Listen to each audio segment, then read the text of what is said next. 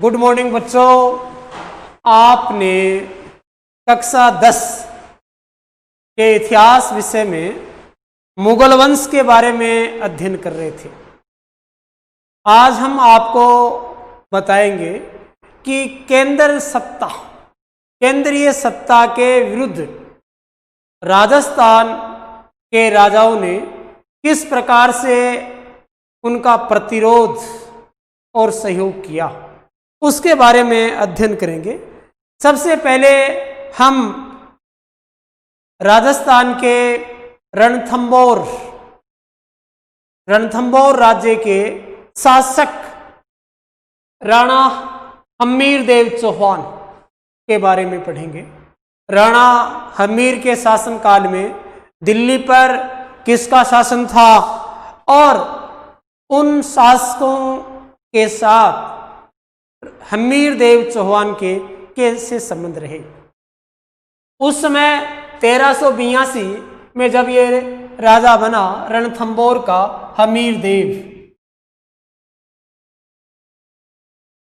1382 ईस्वी में रणथंबोर का शासक बना। ये चैत्र सिंह का पुत्र था। इसने दिग्विजय की नीति अपनाई और राजस्थान के प्रदेशों पर विजय प्राप्त करके उसने कोटियजन यज्ञ का आयोजन किया। कोटियजन अश्वमेघ यज्ञ की तरह ही कोटियजन यज्ञ होता है। इसका कहा जाता है हमीर देव चौहान ने 17 युद्ध लड़े। 17 में से 16 युद्धों में हमीर देव चौहान ने विजय प्राप्त की। ये तो इसके बारे में जो विशेष जानकारी आपको हमने बताई। इसके अतिरिक्त हमीर देव चौहान का इतिहास की जानकारी हमें 3 पुस्तकों के माध्यम से मिलती है। 3 पुस्तकों में आपके पहली हमीर रासो,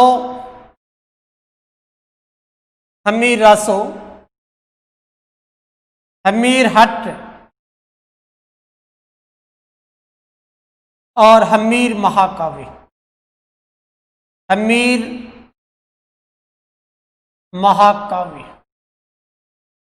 ये 3 महत्वपूर्ण साहित्य हैं जिनसे हमें हमीर देव चौहान के इतिहास के बारे में जानकारी मिलती है। हमीर रासो जोधराज ने लिखी। जोधराज इसके थे। हमीर हट्ट के चंद्रशेखर, जबकि हमीर महाकाव्य नयन चंद्र सूरी ने हमीर महाकाव्य लिखा। इन महाकाव्यों से हमीर देव चौहान के इतिहास के बारे में हमें जानकारी मिलती है। हमीर देव चौहान के समय 2 शासक हुए दिल्ली पर। पहला था जलालुद्दीन खिलजी। जलालुद्दीन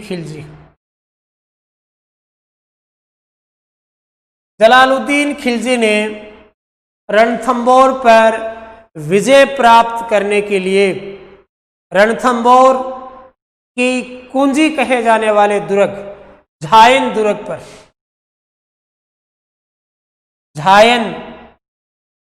दुर्ग पर आक्रमण किया, परंतु लंबे समय तक घेरे डाले रहने के बाद उसको सफलता नहीं मिली और सफलता नहीं मिलने पर वह अपना जो घेरा था उठाकर पुनः दिल्ली की ओर लौट गया।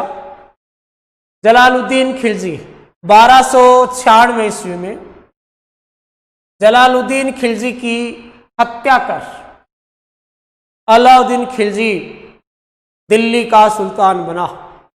अलाउद्दीन खिलजी जलालुद्दीन खिलजी का दामाद और भतीजा था। जलालुद्दीन खिलजी की हत्या के बाद दिल्ली का सुल्तान बना अलाउद्दीन खिलजी। अलाउद्दीन खिलजी ये दिल्ली का सुल्तान बना। अलाउद्दीन खिलजी भी हमीर देव चौहान की स्वतंत्रता को, उसकी विजयों को सहन नहीं कर पाया। अतः ऐसा अवसर या ऐसा मौका ढूंढ रहा था कि एक बहाना ढूंढ रहा था कि रणथंभौर पर आक्रमण करने का अवसर मिले। तब गुजरात सैनिक अभियान के समय अलाउद्दीन खिलजी को रणथंभौर पर आक्रमण करने का बहाना मिल गया। गुजरात सैनिक अभियान के समय गुजरात से जो अलाउद्दीन खिलजी की सेना ने जो धन संपदा लूटी थी, वापस दिल्ली आते समय रास्ते में धन के बंटवारे को लेकर उनके सेनापतियों में आपस में झगड़ा हो गया, जिनमें थे मोहम्मद शाह और केहब्रू। ये दो थे, एक था उलुग खां और एक था नुसरत खां। महमूद शाह और केहब्रू ये धन संपदा को लूटकर ये दोनों इसकी शरण में चले गए। इसकी हमीर देव चौहान की शरण में चले गए।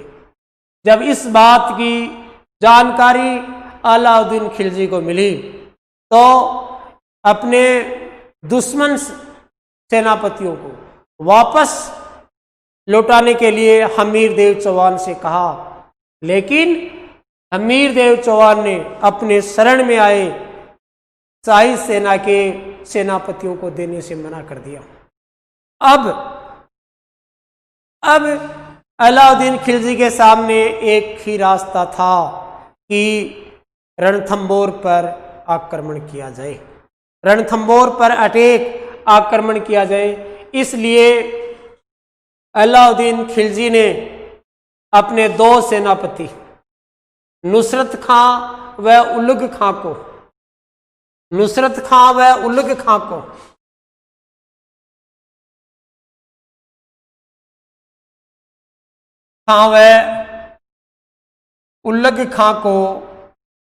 रणथंभौर पर आक्रमण करने के लिए भेजा। उधर राणा हमीर देव चौहान कोटिये जन यज्ञ में व्यस्त था और मौन व्रत धारण कर रखा था। इसीलिए इन शाही सेना का मुकाबला करने के लिए हमीर देव की तरफ से भीम सिंह और धर्म सिंह ये दो सेनापति थे। ये शाही सेना का इन्होंने आक्रमण का सामना किया और कहा जाता है झाइन दुर्ग, जो रणथंभौर दुर्ग की कुंजी कहा जाता है, वहां पर शाही सेना को पराजित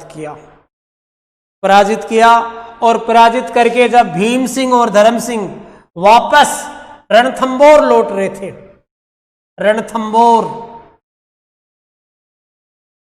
रणथंभौर लौट रहे थे, तब इनके पीछे से शाही सेना ने आक्रमण कर दिया।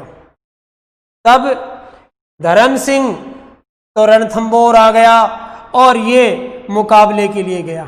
ये युद्ध करता हुआ मारा गया। अब जब इस बात की सूचना हमीर देव चौहान को मिली, तब वह सेना को आदेश दिया कि दोबारा अटैक व आक्रमण किया जाए। अब नुसरत खां, उलग खां और हमीर देव चौहान की सेना के साथ भयंकर युद्ध हुआ और इस युद्ध के अंदर नुसरत खां मारा गया। कौन मारा गया? नुसरत खां मारा गया। नुसरत खां के मारे जाने की सूचना उलुग खां ने अलाउद्दीन खिलजी तक पहुंचाई कि रणथंबोर पर जो विजय अभियान हम कर रहे थे उस युद्ध के अंदर नुसरत खां मारा गया है। तब स्वयं अलाउद्दीन खिलजी शाही सेना का नेतृत्व करते हुए युद्ध भूमि में आ गया। वो भी चल पड़ा सेना को लेकर चल पड़ा। और कहा जाता है जब सेना को लेकर अलाउद्दीन खिलजी आया और उसने चारों तरफ से रणथंबोर के किले को घेर लिया, लेकिन दुस्साहस नहीं कर पाया उस पर आक्रमण करने का। क्यों उस पर आक्रमण करने का दुस्साहस नहीं कर पाया? उसी समय अवध व दिल्ली के अंदर भी विद्रोह हो गया। अब अलाउद्दीन खिलजी क्या करे? तो अलाउद्दीन खिलजी ने छल कपट का सहारा लिया। छल कपट का सहारा लेकर एक संदेश भिजवाया हमीर देव चौहान के पास कि हम आपसे समझौता करना चाहते हैं। इसीलिए हमीर देव चौहान ने अलाउद्दीन खिलजी के पास अपने 2 सेनापति रतिपाल और रणमल को भेजा। ये दोनों किसके पास गए? अलाउद्दीन खिलजी के पास गए। अलाउद्दीन खिलजी ने उनको रणथंबोर दुर्ग का लालच देकर अपनी तरफ मिला लिया। कहा कि जैसे ही हमीर देव चौहान युद्ध में पराजित हो जाएगा तो रणथंबोर किला आपके हवाले कर दिया जाएगा। ये लालच में आ गए और रणथंबोर किले का जो गुप्त मार्ग, जो गुप्त रास्ता था, उसका पता बता दिया। अलाउद्दीन खिलजी की सेना ने रणथंबोर किले पर आक्रमण कर दिया। 1 वर्ष तक जो घेरा डाले हुए थे, रसद सामग्री का अभाव हो गया था। अब क्या किया जाए? तब हमीर देव चौहान ने क्या कर दिया? किले के दरवाजे खोल दिए और युद्ध करने को तैयार हो गए। कहा जाता है कि इस युद्ध के अंदर हमीर देव चौहान वीरतापूर्वक युद्ध किया और लड़ता हुआ वीर गति को प्राप्त हो गया। 11 जुलाई सन 1301 में 11 जुलाई सन 1301 के अंदर अलाउद्दीन खिलजी का रणथंबोर पर अधिकार हो गया। हमीर देव चौहान की पत्नी, जिसका नाम था रंग देवी और बेटी का नाम था पद्मला, इन दोनों ने अपने स्वाभिमान और आत्मसम्मान की रक्षा करने के लिए जल जोहर किया और राजपूती सेना ने केसरिया वस्त्र धारण करके युद्ध भूमि में कूद पड़े और अपने प्राणों का त्याग कर दिया। तो राजस्थान में सबसे पहला जो साका जल जोहर हुआ था वो 1301 ईस्वी में हुआ। हमीर देव चौहान की पत्नी रंग देवी ने किया। अब अलाउद्दीन खिलजी का रणथंबोर पर अधिकार हो गया था और कहा जाता है, हमीर महाकाव्य में कहा है कि रतिपाल और रणमल के साथ अलाउद्दीन खिलजी ने कहा कि जो अपने राजा के साथ है, अपने सहधर्मी भाई के साथ आप स्वामी भक्ति या निष्ठा नहीं रख सकते तो भविष्य में आप मेरे प्रति क्या स्वामी भक्ति। और इन दोनों की हत्या करवा दी। और हमीर देव चौहान ने अपने पिता जय सिंह की याद में, यानी जय सिंह ने रणथंबोर पर 32 वर्ष तक शासन किया था, इसलिए रणथंबोर में 32 खंभों की छतरी का निर्माण करवाया। 32 खंभों की छतरी का निर्माण करवाया और अपनी पुत्री पद्मला की याद में पद्मला यानी अपनी पुत्री के नाम पर पद्मला तालाब का निर्माण करवाया। अमीर हट में चंद्रशेखर ने लिखा है कि शरणागतों की रक्षा के लिए अपने प्राणों का त्याग करना, अपने पूरे परिवार को बलिदान देना स्वीकार था, लेकिन शरणार्थियों को वापस नहीं लौटाया। राणा हमीर अपने दुश्मनों को शरण दी और जो शरण में आ गए थे उनको वापस देने से मना कर दिया था। इसके लिए चाहे उसके प्राणों का बलिदान ही देना पड़े। तो बच्चों, आज आपने हमीरदेव चौहान के बारे में पढ़ा। अब इस पर आपके क्वेश्चंस बन जाते हैं।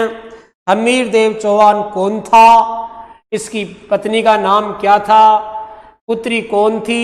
और कौन कौन से सैनिक थे? तो बच्चों, आपको इस पैराग्राफ के अंदर आपको जो महत्वपूर्ण बातें समझने के लिए मैं आपको बता देता हूं। इसमें आपको जो चीजें याद रखनी है, आपको जो महत्वपूर्ण चीजें याद रखनी है, हमीरदेव 1382 ईस्वी में रणथंभौर का शासक बना। पहली बात, शासक बना। इसकी पत्नी का नाम रंगदेवी था, रंगदेवी। पुत्री का नाम पद्मला। पद्मला के नाम पर हमीरदेव चौहान ने पद्मला तालाब का निर्माण करवाया। पद्मला तालाब का निर्माण करवाया।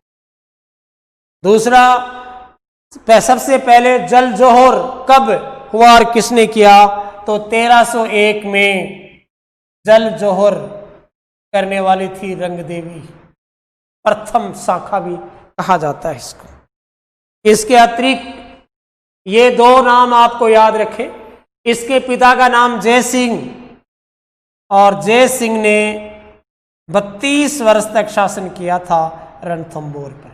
इसलिए हमीरदेव ने 32 खंभों की छतरी का निर्माण करवाया। 32 खंभों की छतरी का निर्माण करवाया। ये महत्वपूर्ण बातें। इसके अलावा इसकी महत्वपूर्ण, हमीरदेव चौहान के प्रमुख सेनापति कौन थे? तो पहला धर्म सिंह और भीम सिंह। इसके बाद में रतिपाल और रणमल। जबकि अलाउद्दीन खिलजी के प्रमुख सेनापति कौन थे? आपको महमूद शाह, केब्रू, नुसरत खां, उल्लुग खां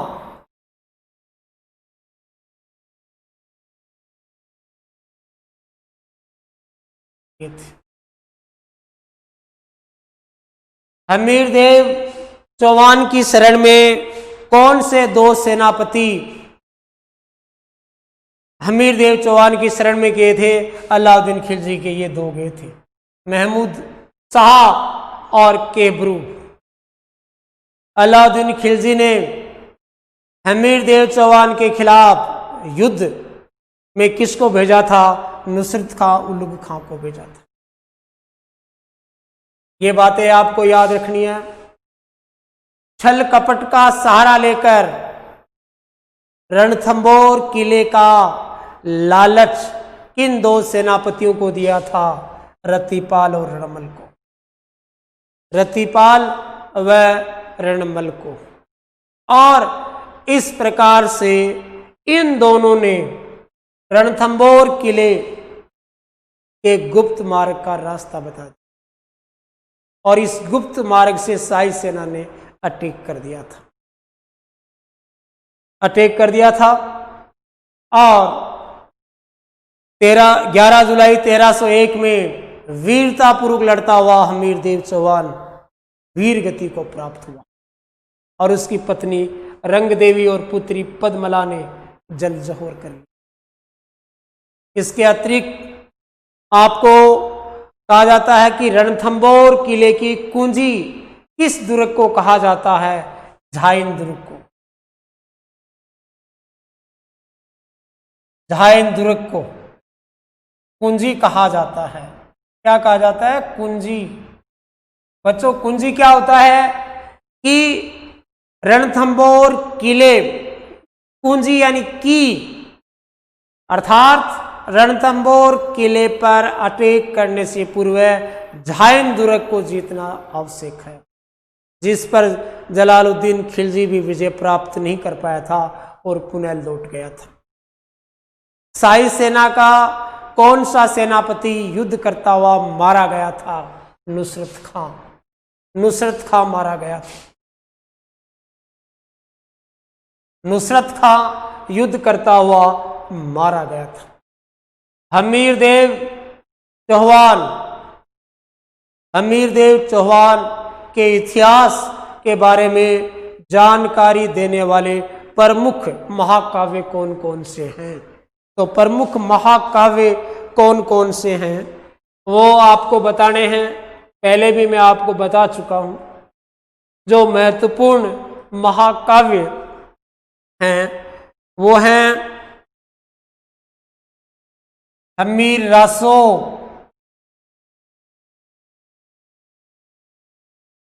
हमीर हट और हमीर महाकाव्य। हमीर महाकाव्य। हमीर रासो लिखा है जोधराज ने। किसने लिखा है? जोधराज ने। हमीर हट चंद्रशेखर ने। और हमीर महाकाव्य लिखा है नयन चंद्र सूरी। नयन चंद्र सूरी, इन्होंने हमीर महाकाव्य लिखा। तो बच्चों, आज आपने हमीर देव चौहान के बारे में पढ़ा। हमीर देव चौहान ने अपने शासनकाल के अंदर दो महत्वपूर्ण दिल्ली के सुल्तानों के विद्रोह का सामना करना पड़ा, उनका प्रतिरोध किया। तो दो महत्वपूर्ण जो सुल्तान कौन थे दिल्ली के? तो दिल्ली सल्तनत के दो महत्वपूर्ण थे खिलजी वंश के। खिलजी वंश के दो सुल्तान थे, जलालुद्दीन खिलजी और अलाउद्दीन खिलजी।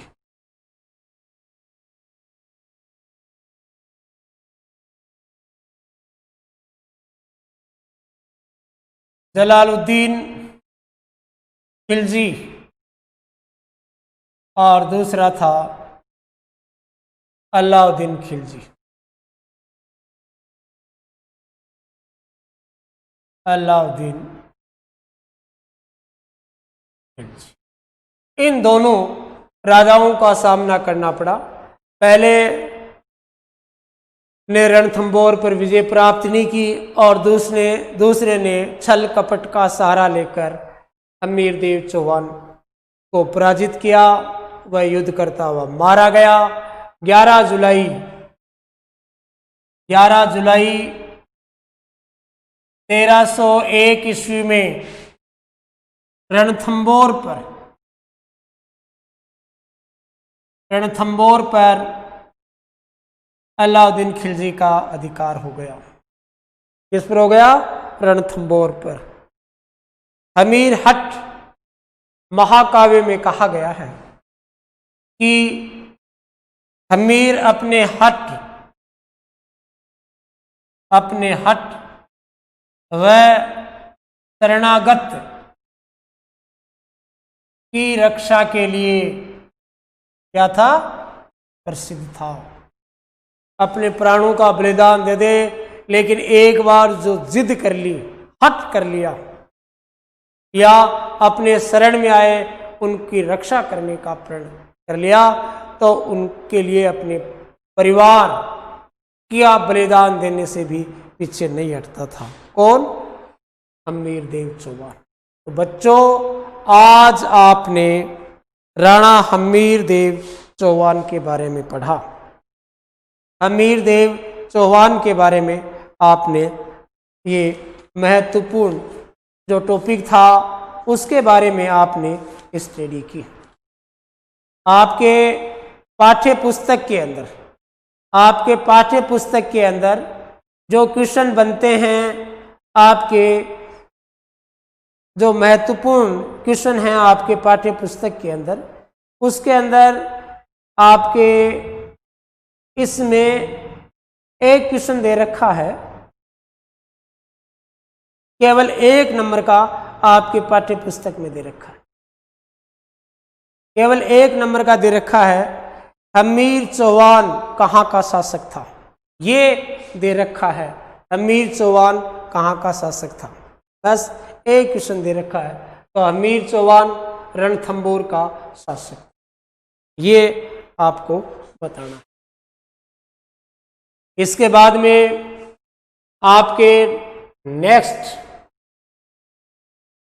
हमीर देव चौहान के बाद जो महत्वपूर्ण टॉपिक आएगा वो आता है राणा प्रताप।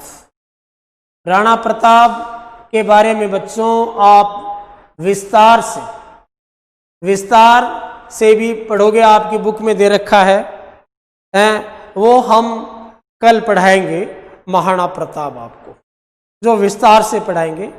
आज हमने हमीर देव चौहान के बारे में पढ़ा और हमीर देव चौहान पर जो क्वेश्चंस बनते हैं वो देखें, आप कौन कौन से प्रश्न बनेंगे वो आपको बताएं। तो सबसे पहला प्रश्न बनेगा, हमीर देव चौहान कहाँ का शासक था। पहला क्वेश्चन, तो बच्चों आप बताओगे रणथंभौर का शासक था। पहला क्वेश्चन। दूसरा, हमीर देव चौहान रणथंभौर का शासक कब बना, तो आप बताओगे 1282 ईस्वी में। तीसरा, आपसे क्वेश्चन बनता है कि राणा हमीर ने कौन सा यज्ञ किया था। राणा हमीर ने कोटिये जन यज्ञ किया था, कोटिये जन यज्ञ किया था, कोटिये जन यज्ञ।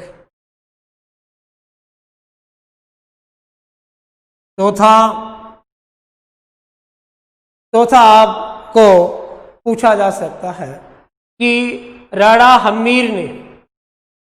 हमीर ने शाही सेना के किन 2 सेनापतियों को शरण दी थी, तो आप बताओगे मोहम्मद शाह व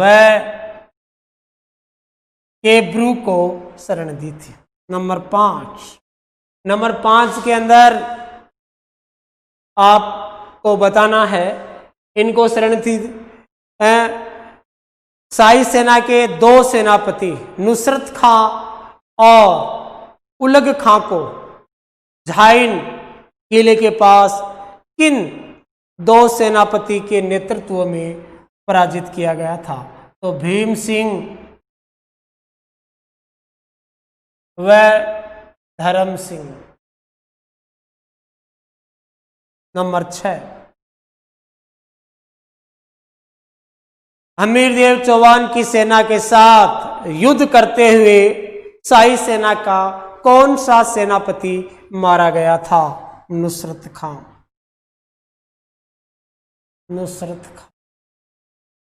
नंबर 7, रणथंभौर किले की कुंजी किस दुर्ग को कहा जाता है, तो आपको बताना है झायन दुर्ग को कहा जाता है। Next, number 8, Alauddin Khilji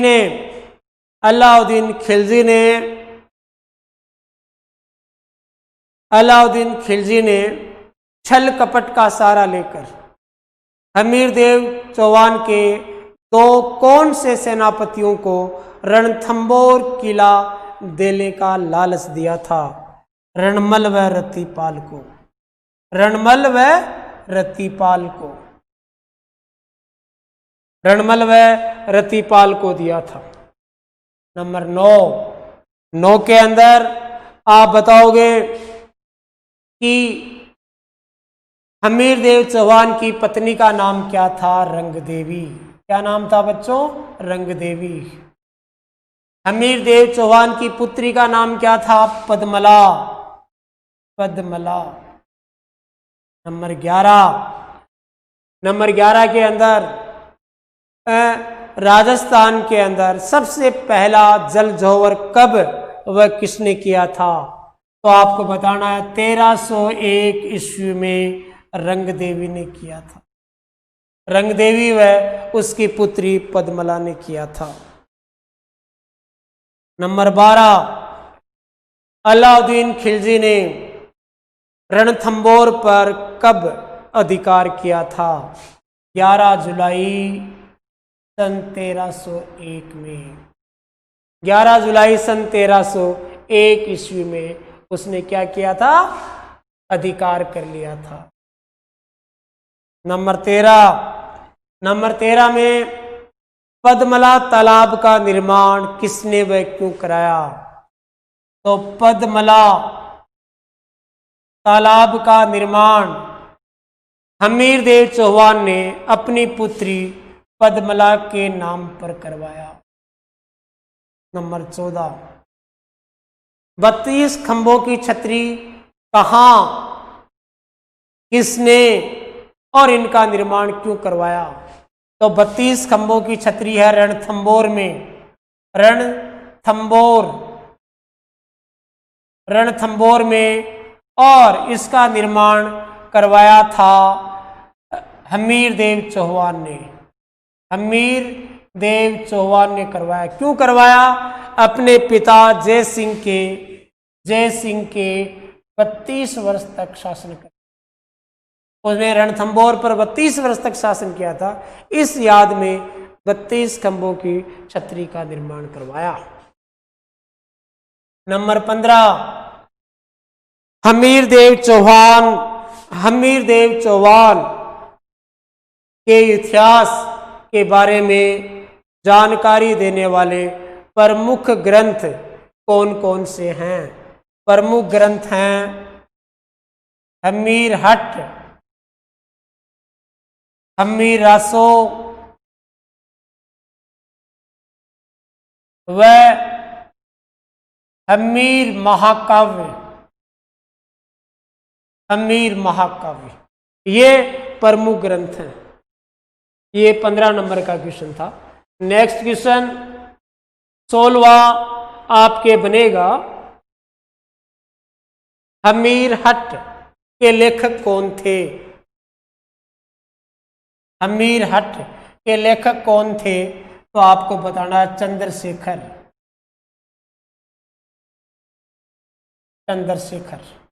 number 17 हमीरासो के लेखक कौन हैं? हमीरासो के जोधराज। नंबर 18 के अंदर हमीर महाकाव्य के कौन हैं? तो नयन चंद्र सूरी।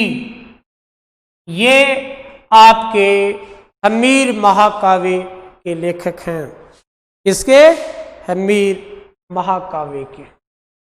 प्रश्न संख्या 19 अलाउद्दीन खिलजी रणथंबोर पर अधिकार क्यों करना चाहता था? रणथंबोर पर अधिकार क्यों करना चाहता था? पहला, वह हमीरदेव चौहान की साम्राज्यवादी नीति को सहन नहीं कर पा रहा था।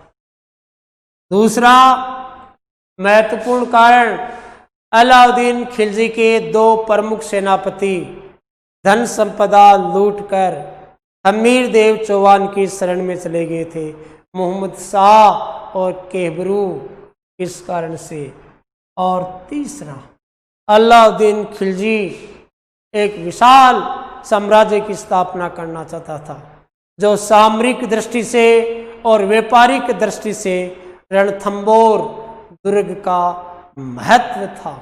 ये कारण थे जिन कारणों से अलाउद्दीन खिलजी रणथंबोर पर विजय प्राप्त करना चाहता था। विजय प्राप्त करना चाहता था।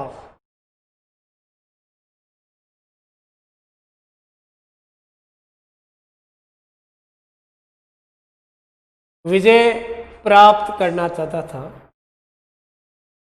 तो बच्चों, आपने जो अब तक इतिहास विषय के बारे में आपने पढ़ा था, यदि आप ध्यानपूर्वक एक एक टॉपिक पढ़ रहे हैं, उनके नोट्स तैयार कर रहे हैं प्रॉपर, तो आपका प्रत्येक जो पाठ है वह अच्छी तरह से आपको समझ में आ सकता है।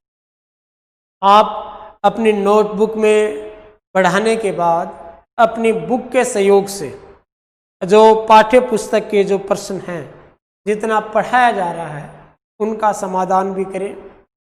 प्रॉपर आप अपनी पढ़ाई का जो समय है वो निश्चित करें, नियमितता रखें, और जो जो टॉपिक आपको पढ़ाया जा रहा है उसका उनके नोट्स आप बनाएं, जिससे आपको पढ़ने में आसानी होगी। आपको पढ़ने में आसानी होगी और इससे क्या आपको ज़्यादा लर्न होगा, ज़्यादा याद होगा। ये था पहला पार्ट, आपका बहुत बड़ा पार्ट है। इसमें आपने प्रारंभ में जो पहले पार्ट का, इसमें पूरा संक्षेप में वर्णन दे रखा है। पहले पार्ट के अंदर संघर्षकालीन भारत यानी 1206 से लेकर 1757 तक के इतिहास का संक्षेप में दे रखा है। इसलिए पाठ काफ़ी बड़ा आपका बन जाता है, काफ़ी बड़ा पाठ ये आपका बन जाता है बच्चों। इसलिए इसको ध्यानपूर्वक आप समझें।